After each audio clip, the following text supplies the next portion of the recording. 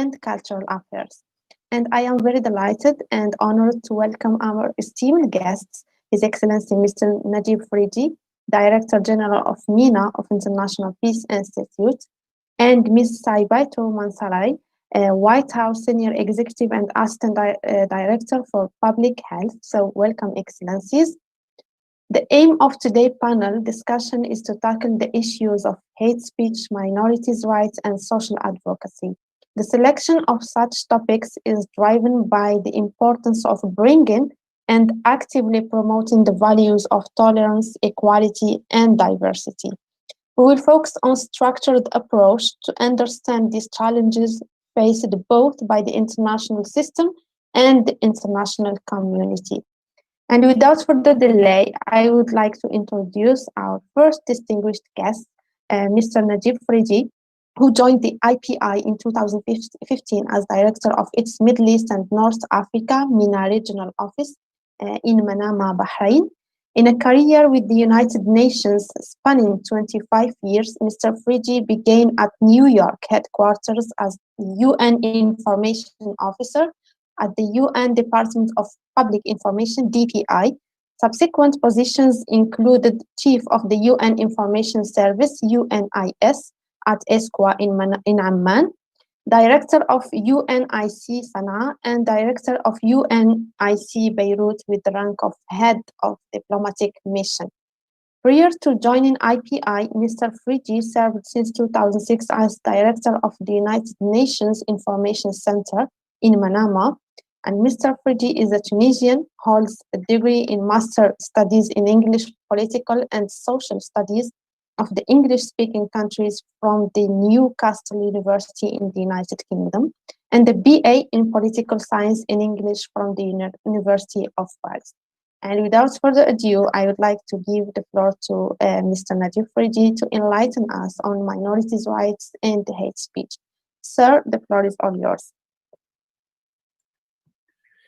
Thank you very much, my dear friend. It's such a pleasure to join this group of young people from different Islamic countries for such an important on such an important matter.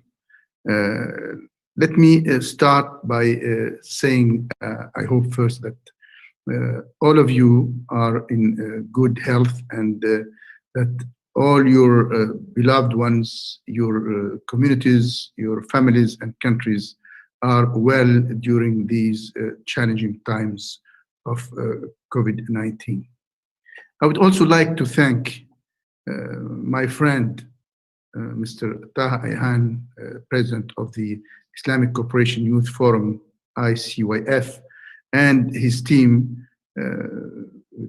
our great moderator, and of course, for this important, as I said, platform to discuss the important issues of pressing matters like Islamophobia, minorities' rights, and social advocacy, and approaching those issues through the angle of youth as the agents of change and peace, as we in the International Peace Institute view youth as part of the solutions ahead and never as a problem. Engaging in intergenerational conversation with youth as key partners at the helm of our collective futures is an incredibly important link to opening the path towards a global movement on the culture of peace, which is a priority for the International Peace Institute. I have the honor to chair the regional office for the Middle East and North Africa, as I was introduced by my dear friend, the moderator. It is, I think, integral to the 2030 Agenda of Sustainable Development and has been a goal at the International Peace Institute, IPI, since its days of inception, that's more than 5 decades ago. In more ways than one, these three topics of Islamophobia, minorities' rights, and social advocacy are highly interconnected, as they are underpinned by prejudices that are ill and misconceived. The advancement in technologies has minimized physical distances and has enhanced connectivity between individuals and communities. It has transformed our world into a really small village, as I went through the pictures of our viewers, our virtual audience. I could see people from different parts of the world, different regions and all that, despite the time difference. This ease, however, unfortunately allows one to have more access and exposure to hateful and violent materials. It's not news to say that the global community is experiencing great levels of social upheaval and disconnect, indicated by the proliferation in populism, xenophobia, racism, religious and cultural discrimination. Islamophobia is not a new phenomenon either. We have seen the acceleration in these sentiments gaining since the war on terror, and this has been exacerbated by the difficulties in coping with the changes of globalization. We are appalled and infuriated by the recent acts of terrorism that have been committed by a few in the name of a religion that is shared peacefully by billions. Unfortunately, such heinous acts have added greater fractures to already fragile relations between and within societies. Dear friends, ladies and gentlemen, instead of the reactive strategies in haste of events of present, it is our responsibility, I would say it's our pressing responsibility to look to improve proactive approach for a future that encompasses one of tolerance, sustainable dialogue, and peace. In this regard, I would like to point to several components that support preventive measures to racial prejudice and discrimination. Firstly, I would focus on education. I cannot emphasize enough the importance of quality education and the role of education institutions in equipping youths with the skills to integrate the values of dialogue, tolerance, and resilience alongside other universal values that foster the wealth of diversity, cultural understanding, and an ethic of global citizenship. Such values that comprise a culture of peace and championed by the United Nations and UNESCO, as well as regional regional organizations like the OIC affiliated ICYF or the Arab League affiliated Alexo organizations. More explicitly, education strategies need to bring awareness of repercussions of these prejudices on individuals and communities. Through curricula and properly trained teachers, the factors that contribute to negative misconceptions from a young age should be addressed to equip the youth with the skills and knowledge to combat and prevent it in their everyday lives. These should include material and activities for students that integrate real-life experiences, such as an understanding of the conflict across the MENA region and beyond that has initiated mass migration and its ensuing refugee crisis. It is by building learners, learners' resilience more precisely, and empowering youth to disseminate positive alternative and counter-narrative messaging, which will enable individuals to craft the mentalities, challenge, resist, and dismiss ideas of discrimination and prejudices. My second point is government-led policies and narratives. Public policies are a form of authority in that they are the basis for the rule of law in every country. Such policies should embrace and raise awareness for the protection of every citizen's freedom of choice, religion, and belief.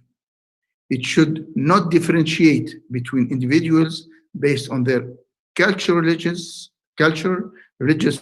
racial, or gender identification.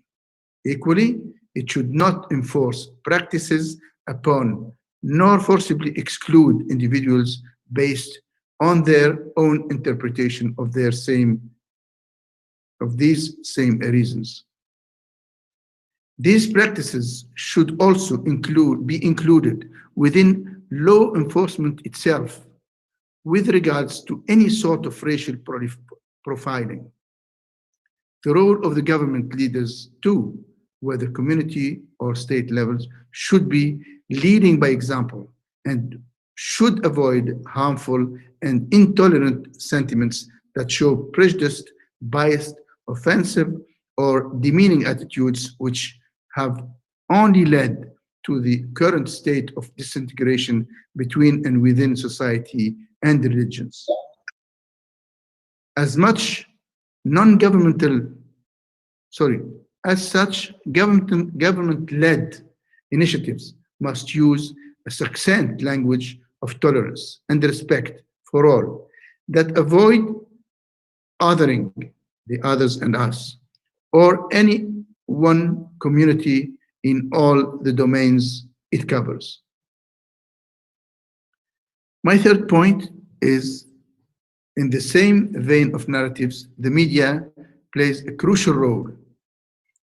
Narratives and rhetoric seen in the media are important, as traditional and new media connect our world with greater influence and reach. It can either make the task of tackling culture and racial prejudices like Islamophobia easier or all the more difficult. Social media, entertainment programs, and news media themselves oftentimes are fueled by political discourse. This collectively reinforce and resultantly perpetuate hostility and the harmful narratives that stigmatize the same prejudices it should seek to combat. As such, we must stop this cycle by repurposing media's use for good. Media offers largely untapped opportunities to shape attitudes from an early age. It is an integral part of the lives of entire family unit, but particularly for youth today. They are the generation who grew up alongside the digital era. Cultural and creative communities must use this space wisely to explore a culture of peace within future generations. Social media should aim to amplify community voices and increase their efforts to target cyberbullying and hate speech. Freedom of expression should not lead to tolerating hate speech or the exclusion of individuals or communities. This should be cemented by cultural and educational organizations. And I would even go to the extent of suggesting it be implemented in law. Through practicing objectives, reporting and coverage of events, employing a language of peace, and raising awareness through accurate representation, the wide reach of the media can and should be utilized as a tool to aid social advocacy. My final points are interconnected. I mean, the role of community and religious leaders together with civil society. There are a plethora of grassroots initiatives, especially led by youth, where youth are the leaders. And they aim to raise awareness of the plight felt by those being discriminated against. These initiatives have proven to help strengthen relationships between wider communities and challenge racial prejudices in societies. By engaging in productive dialogue and encouraging conversation and debate through activities, be it educational, creative, or recreational, it is known to help influence positive understanding and change the negative perceptions between individuals and communities.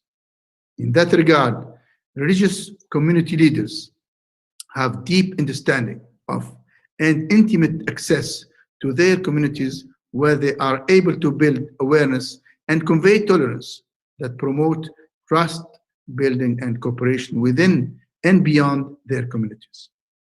As such, I will conclude by saying that the global community holds the tools necessary to foster tolerance and sow the seeds of a culture of peace. We must use these tools responsibly and reject any hate and exclusion.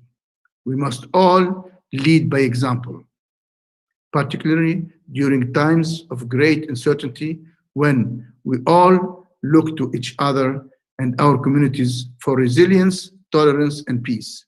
This can only be achieved through multilateral effort and cooperation. The ultimate goal in ending all sorts of discrimination is to create a fair and just society for all, one that values and safeguards the citizenship of its members. It is a global society that I will continue to advocate for, me and my colleagues at IPI, and I hope all those who are joining us in this very important platform.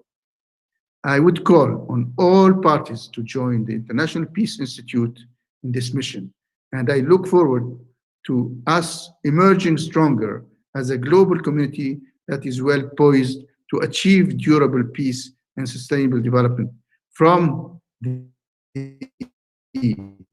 organization or the map of the Organization of Islamic Cooperation and beyond. Thank you again, my dear friends in the OICF.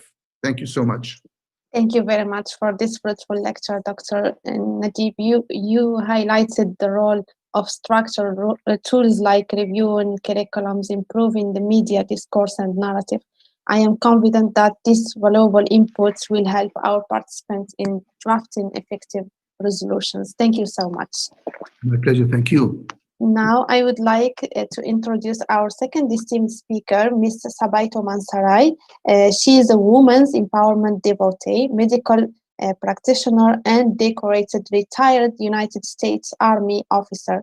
Her 26 years span of experience ranges from executive and organizational leadership, both within the military and at the White House, developing and implementing health policy and humanitarian efforts, executive medical planning, international diplomacy and protocol in support of United States presidential and vice presidential foreign visits in 45 countries, strategy development, operations planning and execution, briefing high-level United States government officials, and public speaking.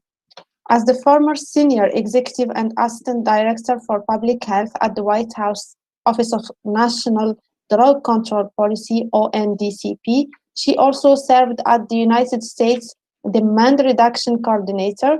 She was responsible for establishing ONDCP's public health response to America's addiction crisis and provided strategic guidance to lead the interagency efforts on the public health responsibilities in the President's National Drug Control Strategy. Under her leadership, the public health team developed the very first national treatment plan to address the treatment gap in the substance use disorder population. Prior to joining ONDCP, she served as the Director of Advance for Vice President Mike Pence, where she was the linchpin of the Vice President's operation team and developed the strategy and execution for all foreign and domestic visits. Ms. Mansarai has a Master's of Science in Physician Assistant Studies from University of Nebraska Medical Center and is currently a candidate for a Master in International Service with American University. She is the recipient of numerous military awards, including 2 Bronze Star medals and 2 Defense Meritorious Service medals. Her long-standing passion is to address and combat Sierra Leone maternal mortality crisis, work tirelessly on African women's empowerment efforts, and spread her development and investment opportunity for Mother Africa. So this is a brief introduction about Ms. Sabaita Mansarai. Dear Ms. Mansarai, the floor is all yours.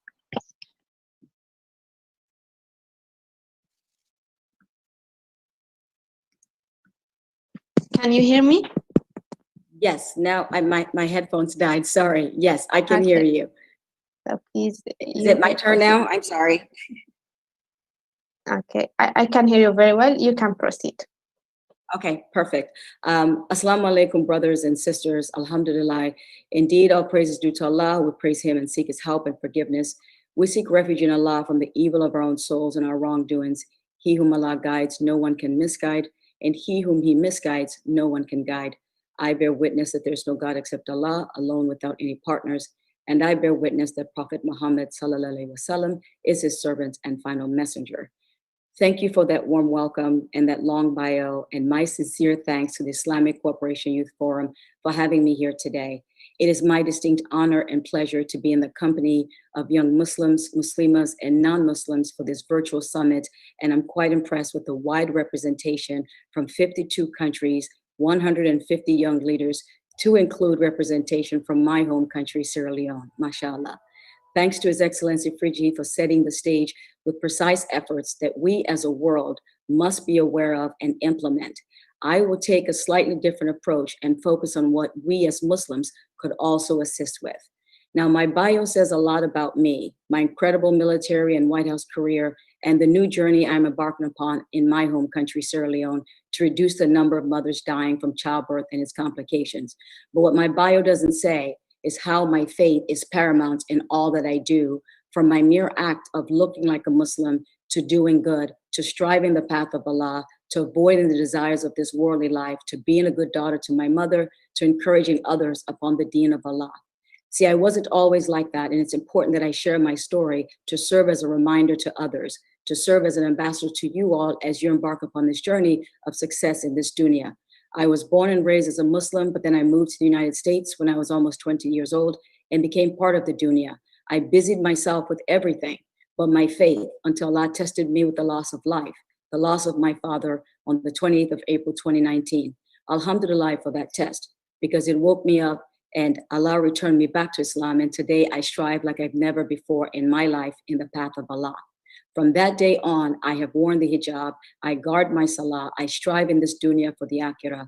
I read the Quran every day, and I ask Allah that I use this life I have left wisely. I reprioritize my life, and faith had become far more important than all of the accomplishments. While mourning my father, I showed up to work at the White House wearing a hijab and modestly dressed. I was different from the woman everyone knew just a few weeks or months before. I had outwardly embraced my faith. And in the words of a dear sister of mine, I now carried my religion on my head with my hijab. I showed up looking like a Muslim while leading the operations team of the Vice President of the United States, strategizing, planning, and coordinating all of his trips, events, and working closely with the United States Secret Service and so many more agencies. Yes, I was slightly nervous, but most importantly, I was doing it for Allah, and everything we as Muslims do should be done for the sake of Allah and in accordance with the Quran and the Sunnah. Even as we seek our education and degrees and plan what we want to be in the future, keep Allah in constant remembrance and strive in His path despite your environment. Every day at the White House, I offered Dur and Asr prayers. I fasted, I wore the hijab, and I briefed some very high-level officials within the administration, to include congressional staff. I had several speaking engagements while serving as the Assistant Director for Public Health at the White House Office of National Drug Control Policy. Through my tenure in the United States Army and the White House, I was never treated differently, poorly, or questioned. Now, while I have not been exposed to discrimination, well, at least overt discrimination, we're very aware as a world that Muslims are scrutinized despite our educated, successful, or how influential we are. Unfortunately, We have our Uyghur brothers are facing extreme and difficult challenges in Chinese government-run detention centers. And around the world, Muslims continue to face challenges because of the misconceptions about our faith. But see, we as Muslims have to seek knowledge so we don't get confused and follow the fitna of this dunya. A scholar imam said that whoever commands the sunnah upon himself and acts upon it and makes it part of his daily life, then he will speak with wisdom. Let's be exactly that, because we as Muslims are judged, we're stereotyped, and there are lots of misconceptions out there about our religion, about our Lord, and about the messenger of Allah. So let's speak with wisdom. Let's educate others about our faiths, starting with our very own actions and how we carry ourselves. My hijab and modest attire does not mean I am oppressed, does not mean I'm suppressed or I'm an extremist. Instead, I encourage and educate those in doubt on who I am, that I am a believer, that I am kind, I am educated, I am passionate about helping others. I am a mother, and I prioritize my faith over everything. I embrace my faith inwardly and outwardly, regardless of what company I am in or where or who I work for. And that includes working at the White House. Now, we cannot be flip-floppers, where in one day we follow the Quran and the Sunnah, and the next day we're caught up in the dunya and its pleasures. A sheikh I admire and learn a lot from told us 5 things that Angel Jibril alayhi salam said to Prophet Muhammad sallallahu alaihi wasallam. Now, I won't mention all 5, but one that is fitting here today is this one. Live the life you want to live, but remember that one day you will die. I encourage you as you embark upon your journey of success in this dunya, that you prioritize your faith and remain steadfast upon the deen of Allah. You can work hard and earn 1,000,000 degrees, but remember that one day you will die. You can work at the highest level, and some of you may even become presidents and high-level government officials, but remember that one day you will die. So live your life wisely, even when you are a CEO, president of your country, ambassador, or just me, a woman that worked at the White House for 10 years under 2 administrations. Never allow your environment or the dunya to take you away from what has been prescribed to us as Muslims. We all know that there are a lot of misconceptions about different faiths, and I can easily say Muslims have it worse, but I also know other religions have had their fair share of unfortunate circumstances as well.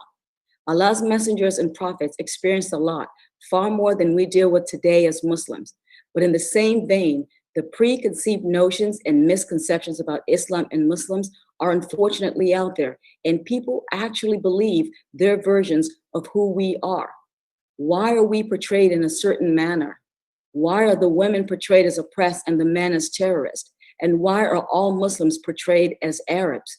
It is up to us to spread real knowledge about Islam, for our imams, our sheikhs, our scholars, our leaders, and Muslim organizations to reach out to the non-Muslim communities, to educate them and combat the ongoing cycle of fear and hatred that is aimed at us. Let's encourage and exercise mutual respect and understanding.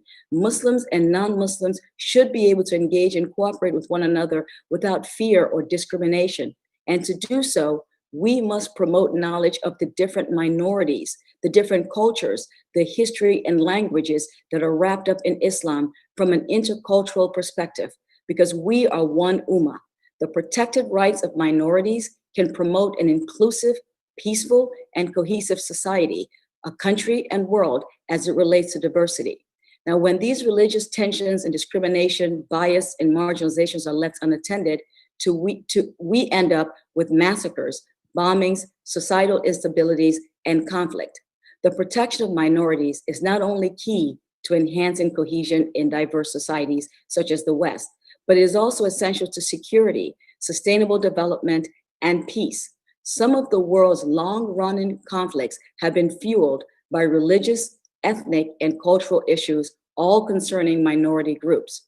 Now, what I find interesting is the United Nations International Covenant on Civil and Political Rights, Article 27, that states, in those states in which ethnic, religious, or linguistic minorities exist, persons belonging to such minorities shall not be denied the right in community with the other members of their group to enjoy their own culture, to profess and practice their own religion, or to use their own language.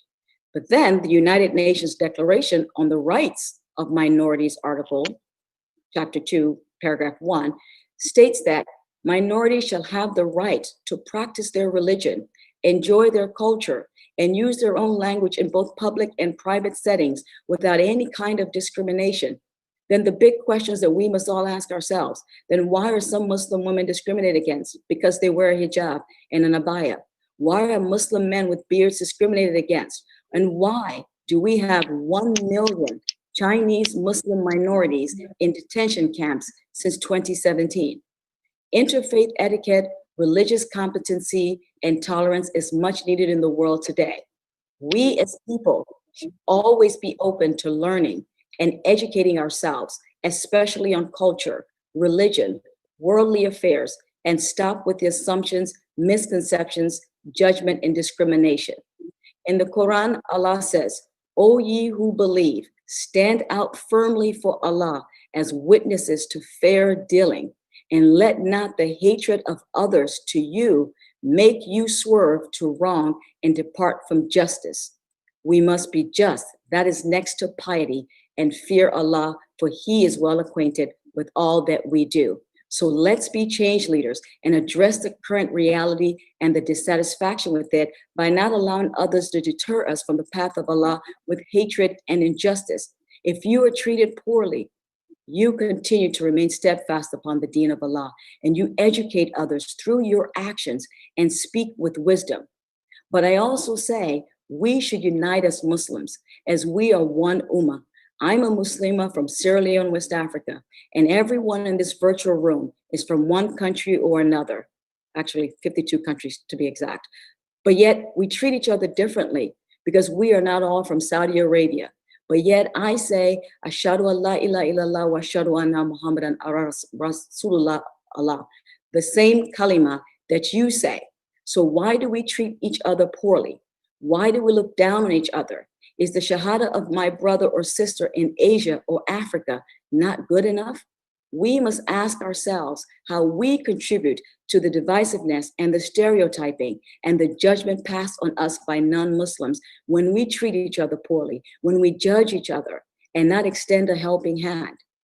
We know that there's a hadith that says this, that whoever relieves a Muslim of some worldly distress, Allah will relieve him of some of the distress of the day of resurrection.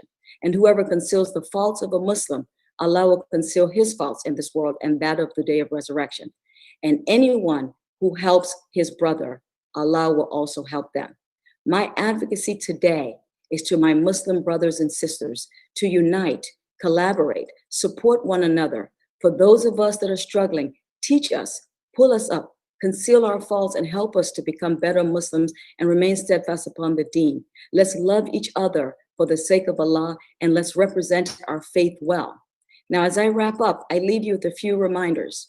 1, prioritize your faith as you seek success in this dunya, and ask Allah for afiyah in the dunya and the akhirah, afiyah in your worldly and your religious affairs. Represent our faith well and serve as global ambassadors, because whether you like it or not, when you speak or act, you are doing so on behalf of all Muslims. One Muslim does something wrong, then all Muslims are bad. One Muslim does something good, and they still remember the one Muslim that did something bad. Never compromise your faith for the dunya, for a job, for a title, for fame, because remember, one day you will die, and we're all very aware of Yawmul Qiyamah. Women, you have a voice, and we need to hear it. You can lead, and we need to see you do that. You have a seat at the table, own it. Don't wait for your invitation. You are not oppressed or suppressed. Show us. And when you show up modestly dressed with your hijab, show up demonstrating that you have what it takes and that you are leadership material. Remember that executive presence is not just a measure of performance, but it is also a measure of image. There are 100 miles between good and great. Be great. And inshallah, there are more women at the next summit than this year. 66 women is good, but we need more women representation. There are 52 countries represented here today. Through your years of studying or living abroad or gaining experiences such as this one, take it back to your country and improve your communities. Don't wait on some big international organization to go into your country and fix your local problems. All of you here have a role to play in improving your country. And if you share what you will learn over the next 3 days at this summit and tell 5 friends, who in turn tell 5 friends and so on, you have contributed to changing their perspective and increasing their knowledge. But even more so, if you take this knowledge back and put it to use, starting on your street, your neighborhood, and your community, you are leading the charge on change, and we need more change leaders. I host a podcast, the Sabat to Mansouri Journey, which is a platform where we talk about faith, unity, youth and women's empowerment, global health, and the challenges we face in Africa. I pray that you find time to subscribe and listen to the episodes as I share my story and those of some amazing guests in efforts to inspire and encourage us all to be change leaders and embrace our faith. Now, I'm going to start that process because after 26 years of living in the United States, I'm relocating back to Sierra Leone next month with my husband and small children to start the work of my foundation, the Mansouri Foundation, whose focus is addressing and combating maternal mortality in Sierra Leone and beyond.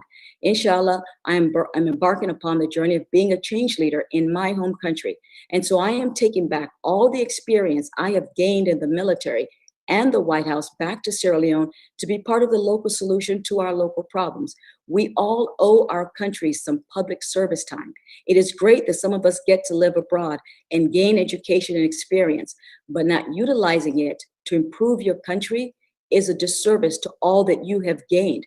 Because the reality is this: if we do not improve our communities and countries, who will? Finally, I pray that Allah makes it easy for the 1 million Uyghurs detained in Chinese concentration camps. I pray that Allah keeps them steadfast upon His deen despite their circumstances and strengthens their iman. And I pray that Allah safeguards us all from the fitna of this dunya, and that He plants our feet firmly upon His religion and makes our heart strong upon His religion. Subhanaka Allahumma wa bihamdika, ashhadu an la ilaha illa anta astaghfiruka wa atubu ilaik. Assalamu alaikum wa rahmatullahi wa barakatuh. Wa alaikum salam. Thank you very much for the interesting speech, Ms. Mansouri. Your experience and story are very inspiring, and I salute you. Now I would like to open the floor for question and answer session. We would like to get to as many of your questions as possible. To help us to accomplish this goal, please ask direct questions to our speakers. And I would like to start by Ms. Huda Nu'man from Pakistan. Ms. Huda, you have the floor. Assalamu alaikum, everyone. I would like to start off by saying that Ms. Mansouri's speech was just amazing. She's the kind of woman that I aspire to be one day. And I have a question to Mr. Najib, that he mentioned that there are many grassroots organizations that are working for peace and for tolerance. So I want to ask him if he can give certain examples of these initiatives and how we can start those initiatives in our places, in our communities.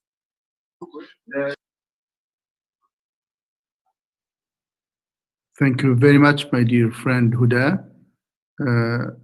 First, in each country, there is a whole network of civil society organizations that are working on peace, be that at the level of youth, mixed both men and women, or affiliated to universities, to foundations. But what I will do is, if you send me your email, I will have my colleague who's certainly monitoring what I'm saying now, Ms. Dalia Al-Alawi, who's the policy analyst of IPI MENA, to interact with you, and would like first, not limiting ourselves to providing you with information, but also connecting with you. And I think this is the objective of such an important platform. And I think my dear friend Amal will also try to get out of this important element or event with some concrete steps that will build on this gathering to join efforts into developing the grassroots efforts for peace around the OIC Youth Forum and others. And I think Huda, my sister Huda, thank you for initiating this idea through a simple question. I mean, I'm have in mind several organizations that are working for peace. And I think we have to transform all education institutions, schools, universities, any official and informal and formal organizations and institutions into peace platforms. Peace has to be a component, as I said, into our education curricula and into our other several activities and researches.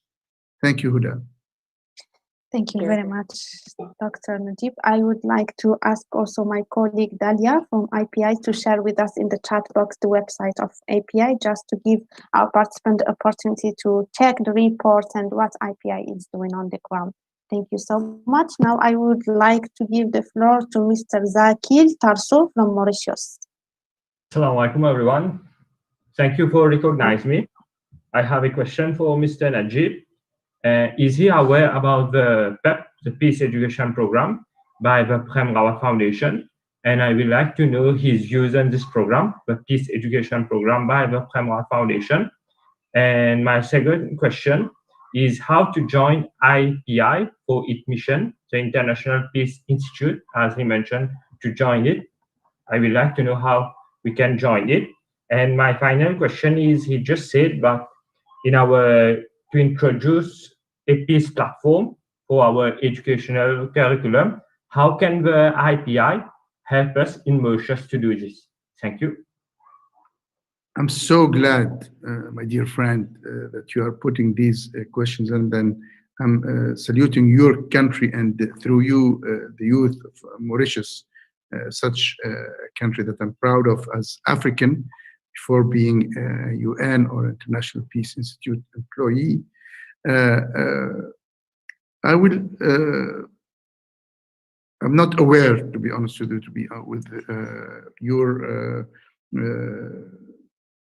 efforts and your civil society work, but I will welcome and be grateful to you to introduce me to what you are doing there. Again, I'll share with you my email address and that of my colleague Dalia. And indeed, this is an opportunity, and I cannot think of how to thank the OIC Youth Forum for opening these gates to IPI and to you to know IPI, which is your organizations, an international independent organization that is serving the cause of peace, and would like to join our efforts. I mean, it's very easy. First of all, just get into ipinst.org, and you'll have access to our website. But as I keep saying, we need the efforts of everybody. And here I think my friend Dalia has just posted the our address, and for you to access that.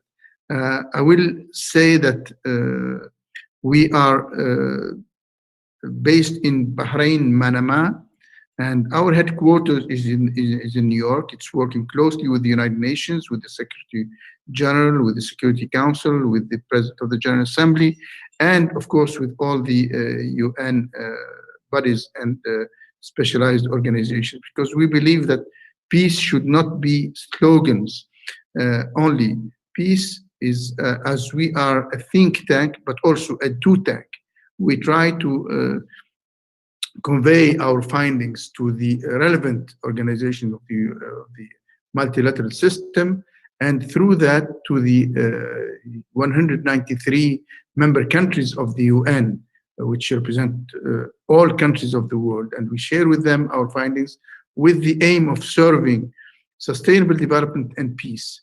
And the objective is, if we can think together on how to fine-tune that and further develop it, you will help us, and we will help you together. We'll help our societies and our planet. It's mainly working on building resilience within societies and managing risks. And these are two elements that I'd like all these live wires who are participating with us to focus on. Of course, I would not miss to thank my sister Saibatu from Sierra Leone, who provided us with this fantastic experience, how a woman made it through from Sierra Leone to reach the highest level of decision making, and of course providing the visionary approaches to the one of the most important powers in this planet. So this is a call to all of you that we should work together, and please do not hesitate to let us know about your experience, and let's put our act together to see to it that peace becomes a priority, and not only peace, but we should together approach all these challenges like Islamophobia, minority rights, social advocacy, as I said in my speech, from a proactive approach and not to be reactive. Once events or damage happens, we intervene. We have to intervene to prevent such risks or such mishaps. Thank you again, my dear friend, and my regards to your beautiful country. Thank you, Dr. Najib. Now I would like to give the floor to Mr. Hamza bin Isa. Unfortunately, I cannot see the country. Hamza, the floor is yours.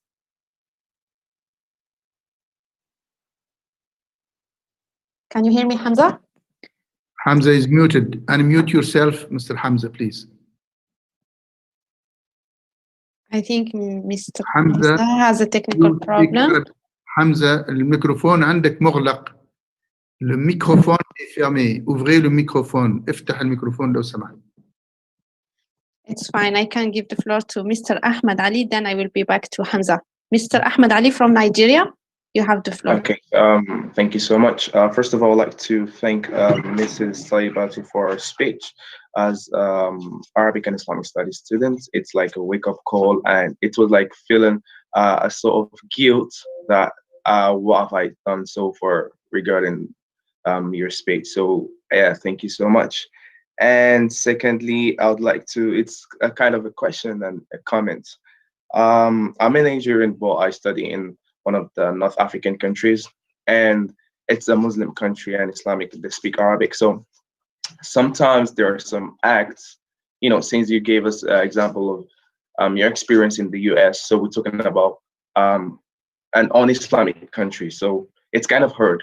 But for me in this country, you know, it's a beautiful country, Morocco. They have amazing people, but there are some minorities. There are some few people that still, you know, racial acts towards, you know, being a Black African. So for me, you know, if we're talking about America, you know, you can approach them in a religious way, educate them about the religion and tell them, you know, it's this and this. But talking to the people that are Arabs, you know, they know, you expect them to know better than you in the religion. So how do you think we can approach such acts, you know, since they know better, we're going to approach them in an Islamic way? So is there any alternative way to approach such acts? And thank you so much. You're welcome. Thank you so much for that question. First, I want to change your narrative. I don't want you to say that they know better. Why do they know better than you? You have to seek knowledge, right? We have to gain wisdom. What I know today is from learning as much as I can. And I mentioned a quote from one of the sheikhs that I listen to. I seek knowledge, whether it's reading the Quran. And the sheikh that I am talking about, I'll call him now, he's my imam, who has outdone other, you know, Arabs in reading in the recitation of the Quran, right? So, and he's from Sierra Leone, just as I am. And so you first, I think your mindset has to change, that you're not less than. And that's why I made that very, very overt statement that for some reason, either it's us in our heads thinking that if we're not from Saudi Arabia or from an Arab country, that my Muslim or Islam is not to the level of the other Muslims. We're all Muslims, and we're saying we are one ummah. That's what is asked of us. We are one ummah. And so you have to seek knowledge, and as much as you can do, and I know you're studying, you know, you're on an educational path, but this is also something that's prescribed of you. So as much as you can read the Quran, as much as you can align with scholars and teachers and listen to khutbahs, and as much as you can be as smart as you can be, because what is important is our actions and the words that come out of our mouths, our wisdom, right? And so if they treat you differently, it's because you have allowed them to treat them different, because you have not spoken with wisdom and you haven't shown up ready to, battle is a strong word in this case, but you haven't showed up ready to demonstrate that. I am still learning every single day. And I said the story that my journey started from a bad situation, right? I was born and raised a Muslim, and I became part of the world as well. And any Arab at that point could have made me feel as though I wasn't worthy enough. But I have embarked upon this journey of prioritizing my faith, and you can do it simultaneously. But I encourage you to connect with scholars and imams. And there's so many out there. Even, I mean, Morocco is a beautiful place. Great food. You didn't mention that. I'm very disappointed that you didn't mention the food part, because that's very important. But I think that you can connect with scholars, and I want you to inbox me or email. And what I can do, I know my sheikh, who's also listening right now, and his wife, they're on, my mom, and I'm certain we can find you the people so that you can get connected and you can speak with wisdom. That is the only way. Well, not the only way, because His Excellency Frigi did explain a lot of the structural, the societal ways that we can do it. But we as individuals, I wanted to focus on we as individuals. And I know it came off more religious, but I wanted to focus on we as individuals, what we can do to help combat some of these issues. And part of it is the way that we act, the way that we speak, and not being smart and well aware of our faith and what is asked of us, and not flip-flop, right? So I encourage you. So if you want to send me privately your information, we'll get you connected. And Sheikh Mufti, I know that you're listening, so be prepared. I'm going to send this young man your way to get him squared away. I hope I answered your question. Yes, indeed. Thank you so much. Perfect. Perfect. Thank you. Now I would like to give the floor to Ms. Abir Belmabrouk from Tunisia. Abir, you have the floor. Hello, good afternoon. Sending greetings from Tunisia. Thank you. My comment is about the latest behaviors, hatred speech delivered by the President Macron. Can you hear me? Yes. Yes, we hear you very well. Okay. Shall I repeat? No need. Go ahead. Okay. My comment is about the latest hatred speech delivered by the President Emmanuel Macron in France. And when we see figures, diplomatic figures and leaders of countries that are part of the UN Charter and the ones who stated the definition of democracy, promoting for violence and violating human rights, what are the plausible solutions or actions that should be done to avoid extremism and terrorism among youth and Muslim Ummah who wants to defend their rights and their religion, who has been attacked by those people? Thank you. Thank you, dear Abir. This question is addressed to whom, please? Dr. Najib? Anyone can reply. Thank you. Okay, Dr. Najib. Okay, I think we all witnessed what happened in France and in other parts of the world.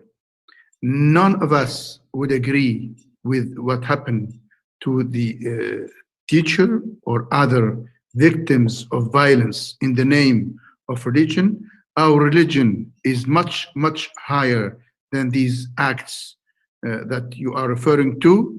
And I would like to condemn any kind of act of violence in the name of religions. And I would also condemn any act of responding to a mistake by a mistake. And I would say that Allah subhanahu wa ta'ala, when Prophet Muhammad was victim of the worst violence and discrimination from Quraysh, the famous ayah came down through Jibreel saying, Muhammad, don't react to these people, and we have reserved for you the best reward. إن أعطيناك الكوثر فصل لربك وانحر إن شانئك هو الأبتر. For these acts of discrimination, Allah granted Muhammad the best river in paradise. So let's elevate our attitudes and not reactions to the message of tolerance, the message of reward, the message of patience, the message of taking from each crisis, finding an opportunity to convey the message of peace of Islam. Thank you, my friend, and enjoy Tunisia. Make me homesick. Thank you, Mr. Abir and Dr. Najib. And now I'd like to give the floor to Mr. Zahidul from Bangladesh.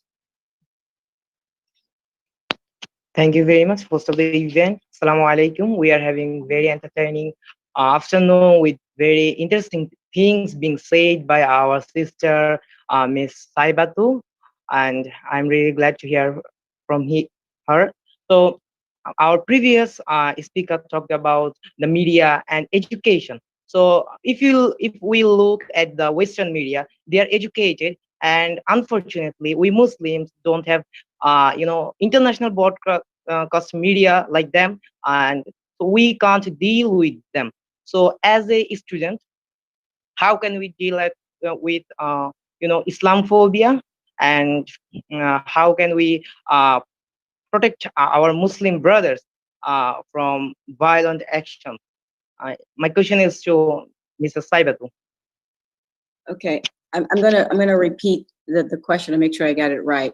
How do we as Muslims, because of the media's, let's say the power that the media has, how do we as Muslims be able to counter what they're doing? Is that the question?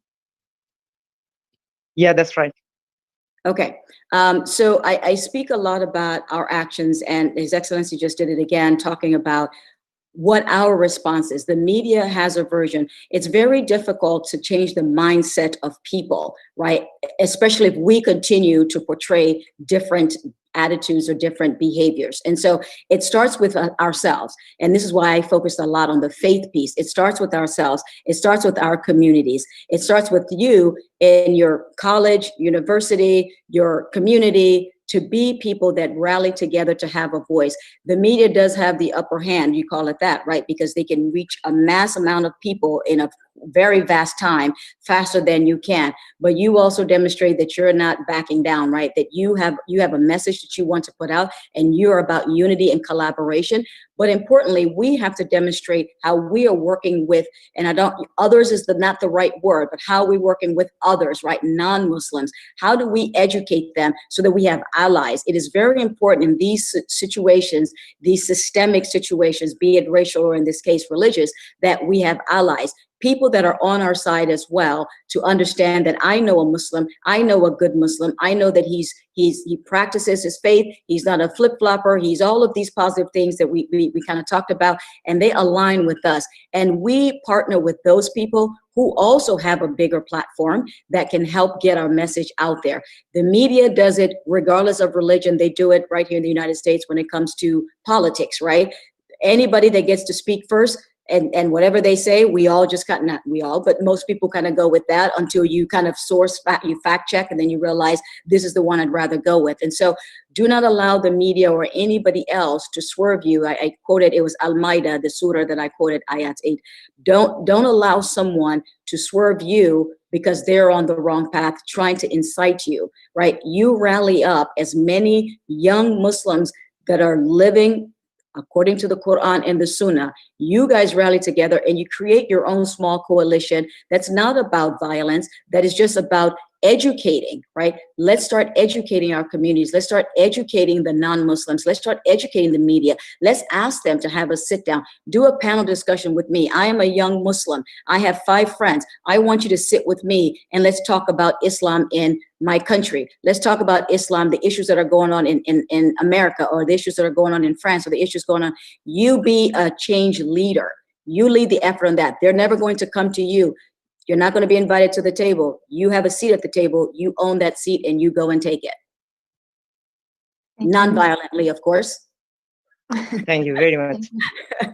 Great remark, my sister Saibatu. It's very wise. Thank you so much. You're great. Thank you. Now I would like to give the floor to Miss Sarah Mohusi from Sri Lanka. Sarah, you have the floor. Yeah, thank you so much for giving me this opportunity. I was truly inspired hearing to these both speakers, and inshallah, if we put these actions, if we put these words into actions, really, we can build a better world to live in. My question is that today we discuss about minority rights. So living as a minority Muslim community in a country like Sri Lanka, the Muslim community is being labeled or looked upon, or it is being stigmatized for the terror that is done in the name of Islam, right? So in a pandemic situation like this, the people who are passing away because of COVID-19 are cremated in Sri Lanka. The Muslims are being cremated in Sri Lanka, even though WHO has given the right for the burial. So here, I feel like the minority, I don't feel, but that I'm very sure that the minority rights are being violated here. So how do we approach this type of a horrific situation that is taking place? I think this is the best platform to speak about this issue. How do we approach this issue? Thank you. Thank you. To whom this question is addressed, dear Sarah? I'm sure it's Mr. Frigi. I'm very sure it's Mr. Frigi's question. Thank you very much, my sister. I will take it.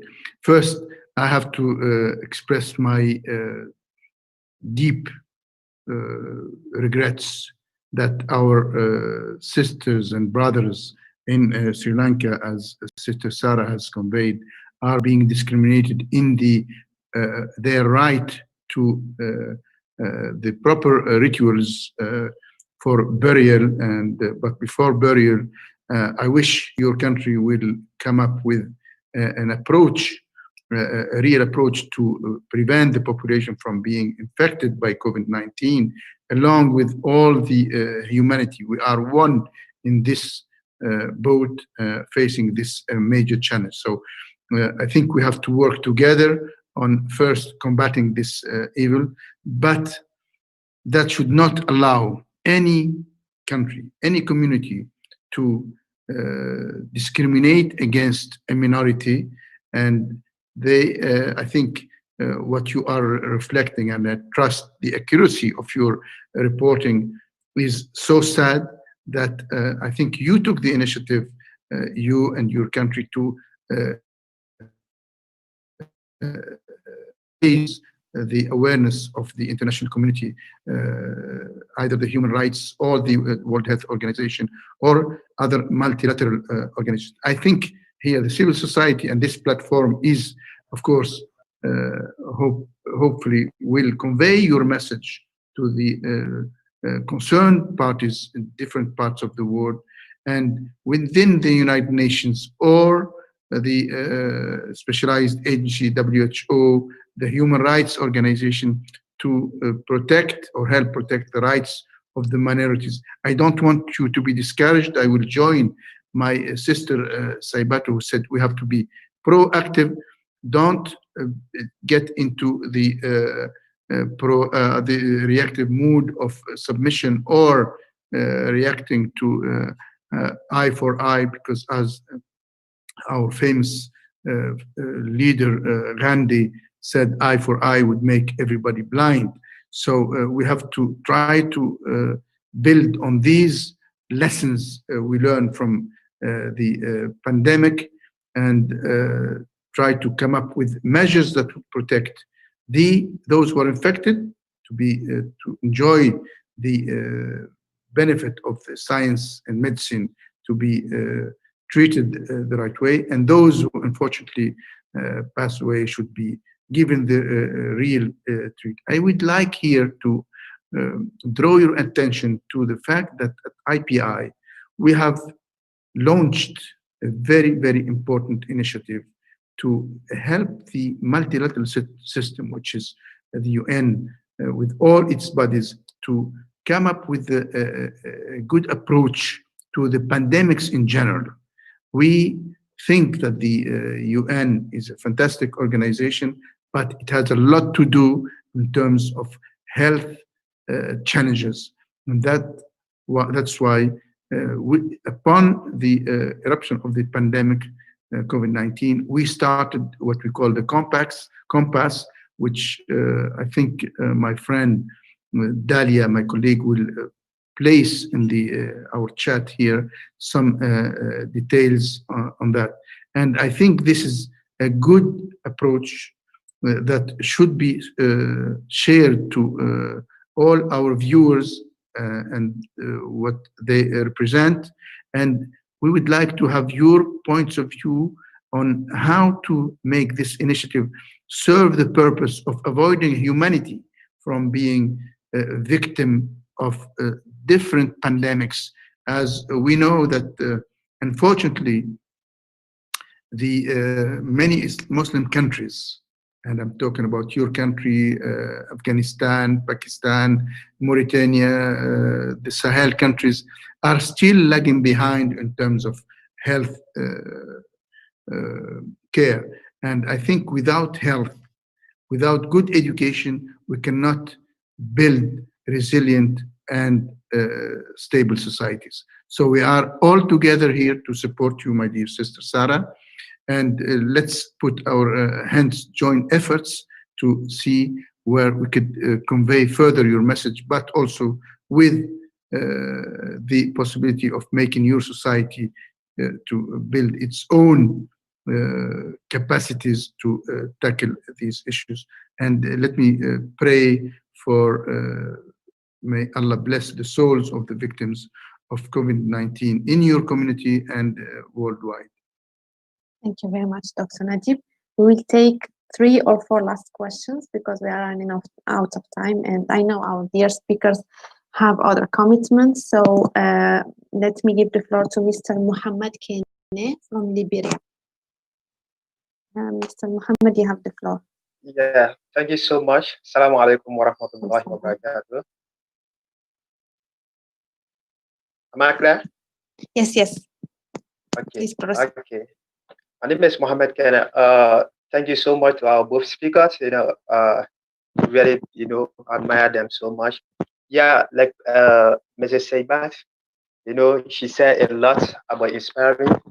Yeah, my question has to do with, as for me, I'm from minority Muslim country, which is Liberia.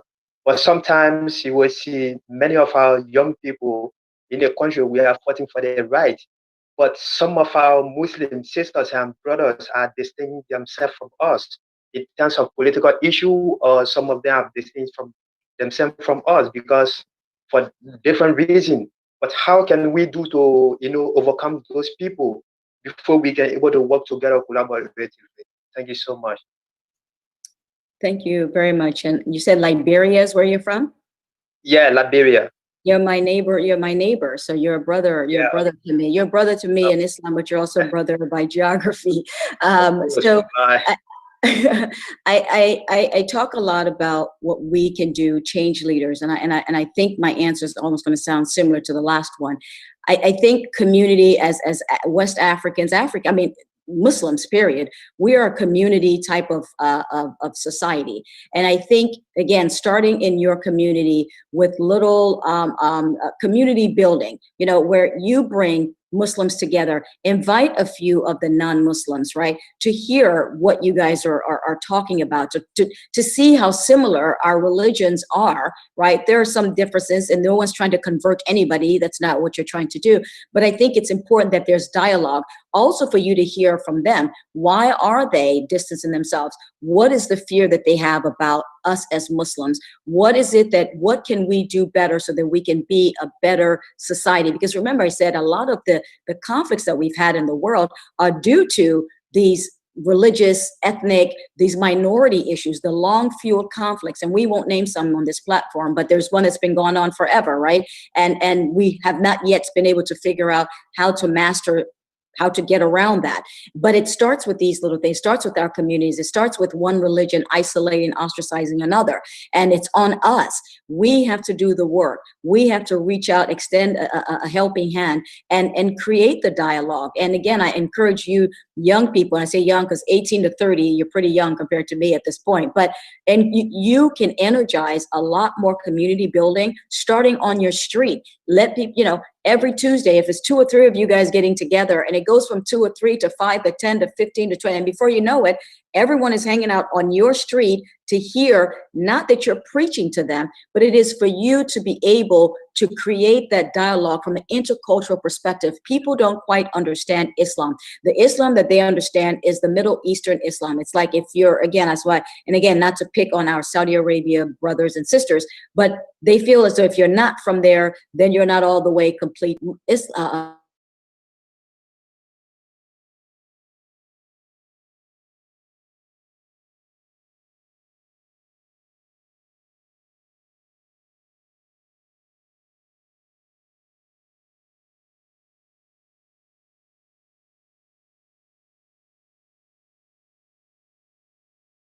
Like,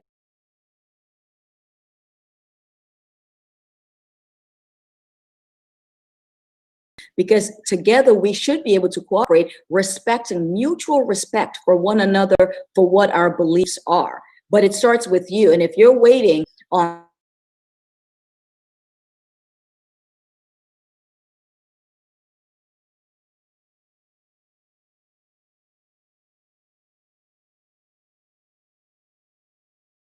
community building, what we can do than I do on the big organizations coming in. They should come in to augment what you have already done. You've already mobilized a system. Every Tuesday you're meeting, every Friday you're meeting with people, whatever day you come up with, and start small. And before you know it, you will see the impact that you're going to make in your country. That's my final answer.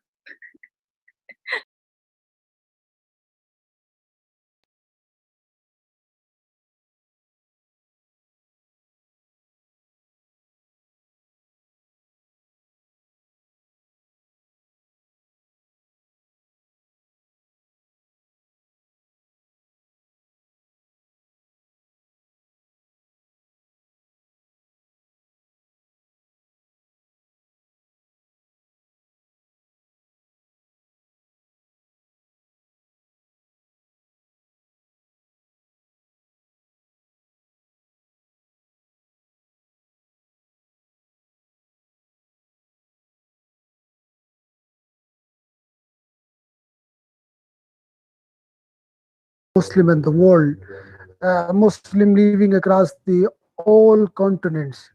Islam phobia has growing for the last 20 years, and it is alarming.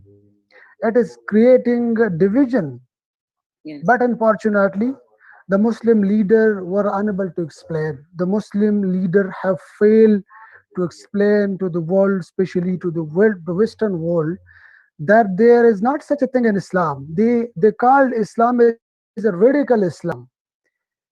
The mantra they use is radical Islam, but we have failed to deliver to the world that there's not such thing as Islam. The Islam we only follow is the one Islam, and that is the Prophet Muhammad sallallahu alaihi wasallam, Deen Muhammad.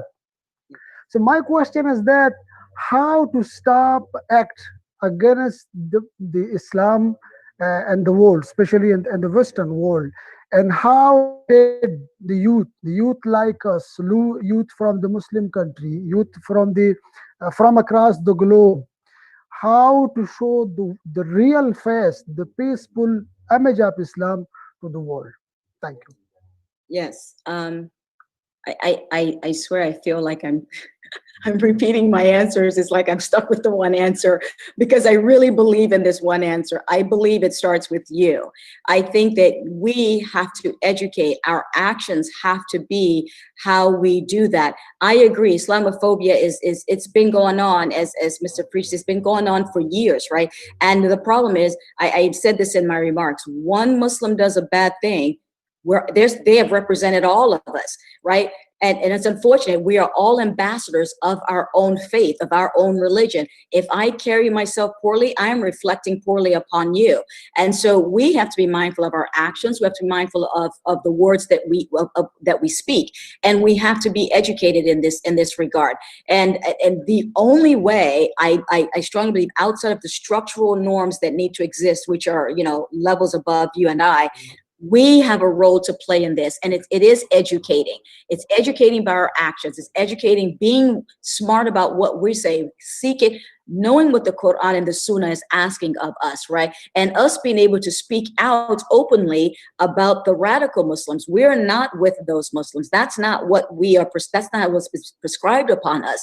And be able to speak. I listen to so many khutbahs where they draw the line on that. And again, this is not us versus them, but it is for, this is where the education piece comes in, that there's some of us that may take the Quran or some sort of, you know, radicalism to a level that's not what is asked of us. But that's not what Muslims in majority, that's not what the Ummah, that's not who we are. And we have to educate. And it starts with you in your class. It starts with you in your community. It starts with you in your home. It starts with your non-Muslim friends. It starts with us.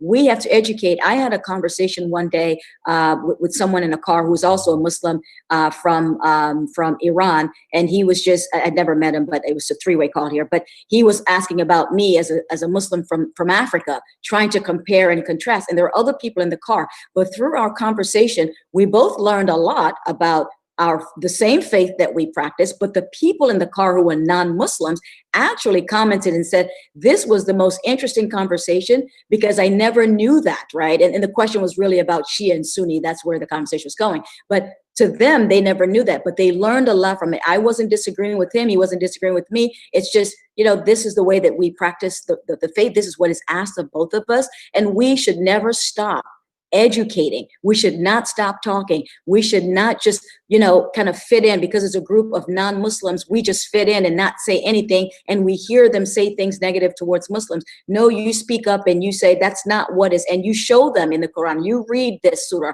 You read this is what is asked of us, right? So I put it back on us to start with the change. And I know Amel is like shaking her head like we're running out of time. So it's fine. But yes, yes. Thank you, Saibato. Yes, Mr. Najib. Let me answer, try to answer Mr. Rehan, and I fully support what my sister Saibato just said. My friend Rehan, look, we have the tools to fight this challenge, and I fully agree with you. I feel like as a Muslim working for the international organization, I feel the weight of these perceptions. And as you know, a perception, if not tackled, becomes a reality. And let me return to what I said in my introduction. We have two elements. If we focus on them, education, put the right teachers with the right curricula, we can come up with fantastic generations. And as you say here, I cannot repeat it enough, Muslim countries should educate women and men equally.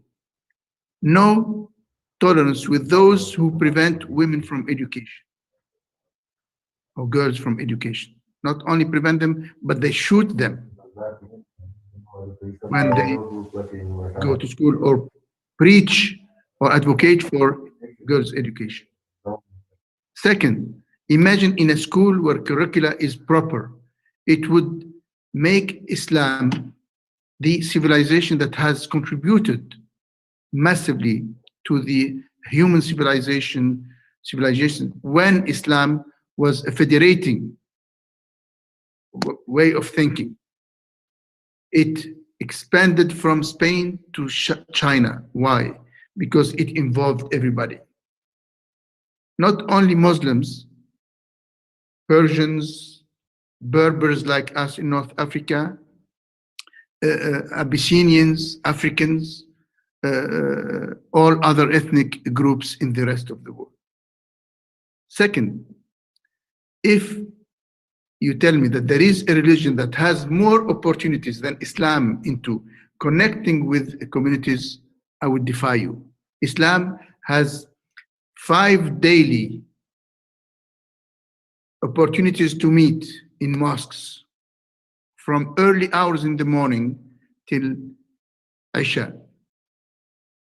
In these gatherings, if we work on the content of praising the universal values that Allah subhanahu wa ta'ala advocated or sent us in through his messengers, and there are many, all the prophets were sent by Allah without any discrimination. So if those principles are taught to the believers in the mosques 5 times a day, plus the general and massive convention on Friday, if those gatherings are used to convey the real message of Islam, we will be in a much, much better situation. So let's work together to transform these venues into platforms to convey the messages that Amal, Saibatu, Dr.